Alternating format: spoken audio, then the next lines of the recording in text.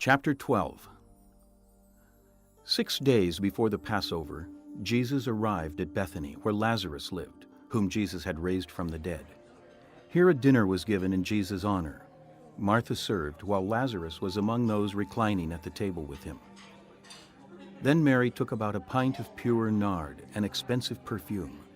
She poured it on Jesus' feet and wiped his feet with her hair, and the house was filled with the fragrance of the perfume.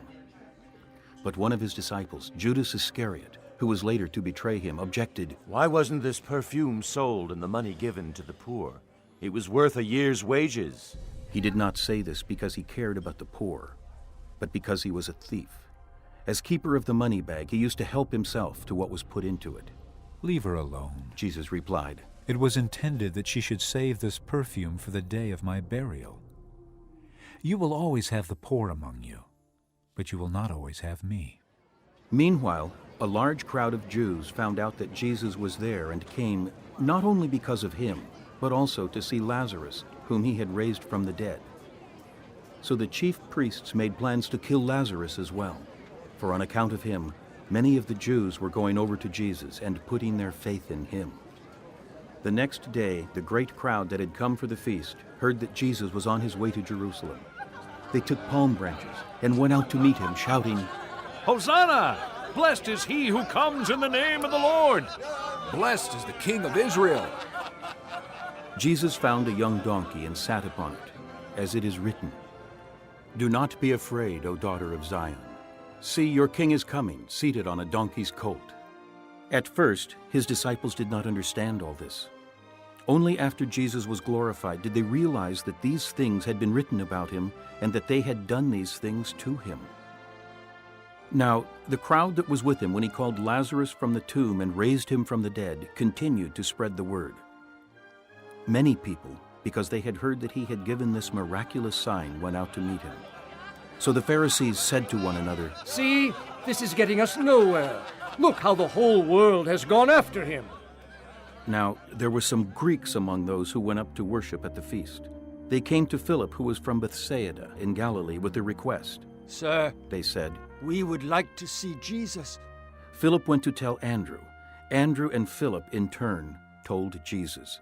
Jesus replied, "The hour has come for the Son of Man to be glorified. I tell you the truth, unless a kernel of wheat falls to the ground and dies, it remains only a single seed. But if it dies, it produces many seeds. The man who loves his life will lose it, while the man who hates his life in this world will keep it for eternal life. Whoever serves me must follow me, and where I am, my servant also will be. My Father will honor the one who serves me. Now my heart is troubled. And what shall I say? Father, save me from this hour? No.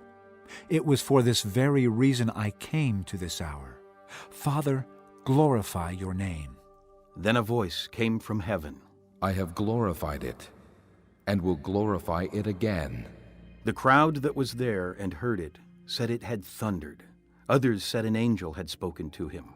Jesus said, "This voice was for your benefit, not mine. Now is the time for judgment on this world.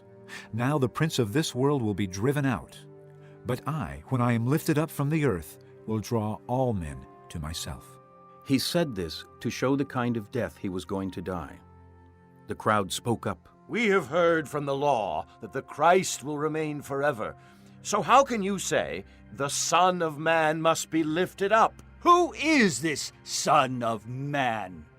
Then Jesus told them, You are going to have the light just a little while longer.